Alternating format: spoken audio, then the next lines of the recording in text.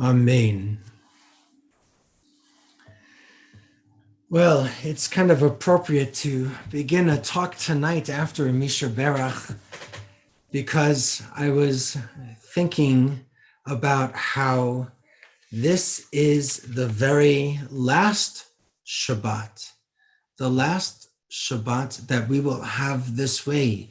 I hope that next week we continue with our celebrations of Shabbat and of community and of seeking and of all of those things back at our synagogue.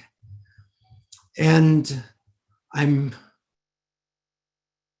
focusing a lot this week on this transition, not just about going back to offices and the synagogue is going to be reopening again. And for some people, we're a little nervous about it. For other people, what's taking you so long, Rabbi?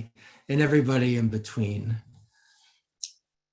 It reminded me that in the beginning of this pandemic, I gave a sermon. It was 14 and a half months ago. I gave a sermon and I reflected on the model of this great Musar leader and teacher, Rabbi Yisrael Salanter. And in the sermon, I told a story about him. And this is what I said that, over a year ago, that Rabbi Salanter came to his bima during the cholera epidemic in 1846. It was Yom Kippur. And right there in his shul, in his congregation, he washed his hands on Yom Kippur. He washed his hands, made the blessing over bread. He said the motzi, and then he ate a piece of bread on Yom Kippur, the Jewish community's most sacred, most holy of days. A day that's marked by fasting. And Rabbi Salanter ate bread in front of everyone in the congregation. And in the midst of this terrible epidemic, then modeling how important it was to eat and take care of themselves during the holiest day of fasts and the holiest day on our whole Jewish calendar, Rabbi Salanter was raising up Jewish values, Torah values. What did he really model for us?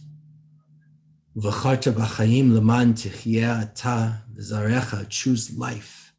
If you and your offspring would live, I think Rabbi Salanter modeled choosing life. He modeled pikuach nefesh, the principle, the doctrine in Jewish law that says you can break almost every law, every tradition in order to save a life because life comes first. He was an example of livui ruchani, a spiritual accompanying, about showing up and not disappearing when his congregation needed him as a rabbi, as a leader, as a teacher. And I think all of those things were part of how we try to handle, manage, journey through this global pandemic. Something I never would have imagined I would see in my lifetime. And in that same sermon, when I looked up the date, I found I shared something from a Catholic faithful blogger based in Seattle. Her name is Cameron Bellman. And she said something then that I shared in order to help us figure out how we're going to manage this. Because we were now staying indoors a whole lot more. And it was so grounding for me then. I think it's still significant for us now because this isn't over, but we are at a major transition point. And what Cameron Bellm said, this is what she wrote: "May we who are merely inconvenienced remember those whose lives are at stake. May we who have no risk factors remember those most vulnerable. May we who have the luxury of working from home remember those who must choose between preserving their health or making their rent.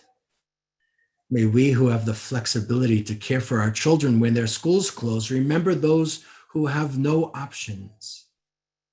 May we who have to cancel our trips remember those who have no safe place to go. May we who are losing our margin money in the tumult of the economic market remember those who have no margin at all. May we who settle in for a quarantine at home remember those who have no home. And as fear grips our country, let us choose love. During this time when we cannot physically wrap our arms around each other, let us find ways to be that loving embrace of God to our neighbors. Amen. I'm still so moved by her words, by her prayer.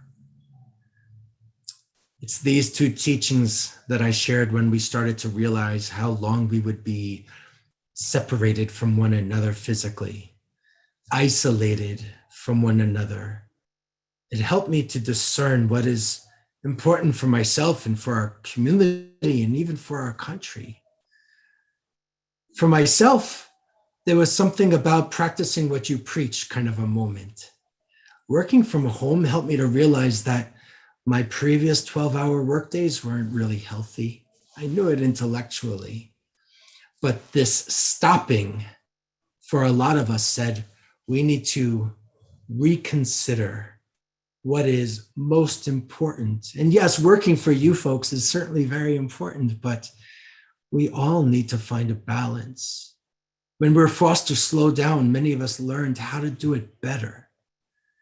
Work is meaningful, it's important, and it's urgent. There's a lot of work to do. But I have never, ever, ever led a funeral. And I have buried hundreds of people over my 20 years as a rabbi. There's not a single one where a family has ever said that their loved one wanted to go to more meetings. We learned that slowing down and finding other ways to work effectively and play sustainably can actually heal our planet. As we saw when everyone stayed at home and rivers and canals became clearer and cleaner. We all learned how to use Zoom, and now you're all experts. We could do lots of kinds of educational programs without asking you to schlep your 10 minutes or your 40 minutes back to the synagogue. We have been learning lots this year since we've been home, not just about hardships that people of color have been experiencing above and beyond the civil rights movement of the 60s, but to really learn how to be anti-racist, how to be an ally to others who are disadvantaged, how to be an accomplice, an advocate for real enduring change. It's an important thing to acknowledge as we remember this week, 1 year anniversary of the death of George Floyd, whose death was tragic and was unnecessary and has contributed to, I hope, will be real and lasting change. In the synagogue, we learned that we need to shed some of our conceptions of what synagogues do. We aren't here to run B'nai Mitzvah programs. We're here to inspire, console, and challenge. We are here to help, feed, engage, accompany, encounter, and I also believe ultimately we are here to support transformation. Transformation of a world outside of our synagogues and outside of our screens, but also to transform ourselves. In the Haftarah reading, the section of prophets that we read this week, we meet the prophet Zechariah. We don't spend a lot of time talking about Zechariah or Zechariah, but he's a survivor too. He's a survivor of the exile to Babylonia when the first holy temple in Jerusalem was destroyed. When the Israelites were allowed to return 50 years later, we learn in this week's Haftarah, not only that they are allowed to rebuild the holy temple, but that their return won't be so easy. There's going to be challenges. And yet, the text opens with this quote, "Shout for joy, forever Zion, fair Zion, for lo, I come, and I will dwell in your midst, declares Adonai." God dwells among the people after they've been heartbroken, exiled, and scared. But now they get to rebuild. Next week, we're going to gather. We're going to gather again, some in person, if you feel safe, if you're ready for that step, some on our YouTube channel, which I have a feeling many people are going to become very familiar with. Others are going to kind of take their time about re-entry. So we're still streaming services, but we are moving slowly back to be in person outside in a tent that we are purchasing. We're going to move forward with protocols to keep us safe because we are a community that seeks to take responsibility for one another. It's never been the driving force of what we can do so that one person can feel satisfied. We watch out for each other as best as we can. And we have never given up on how we would connect. But we're going to have rebuilding just like Zechariah's regeneration. We're going to be rebuilding a whole congregation, I think, how we work, how we have to be aware of what you need from us. I think in some ways we are actually coming out of exile. As Zechariah was involved in the rebuilding of ancient Judah, we are going to be rebuilding Congregation HaShem to bring more light and more justice, more empathy and compassion, more Torah, more mitzvah into those who are looking for it, into the lives of those who are seeking it, into our community as partners.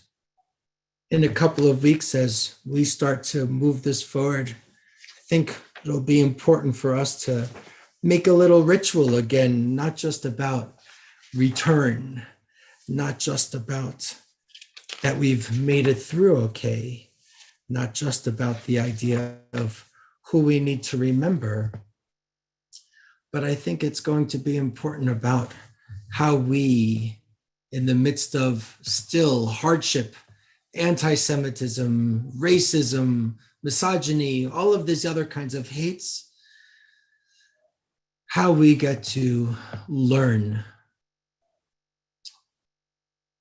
and participate in Jewish life, to bring holiness to ourselves so that we can make that contagious. I'm looking forward to being in person so we can express our gratitude for getting through these times, so that we can grow together and go together from strength to strength to strength. Aleinu l'shabeach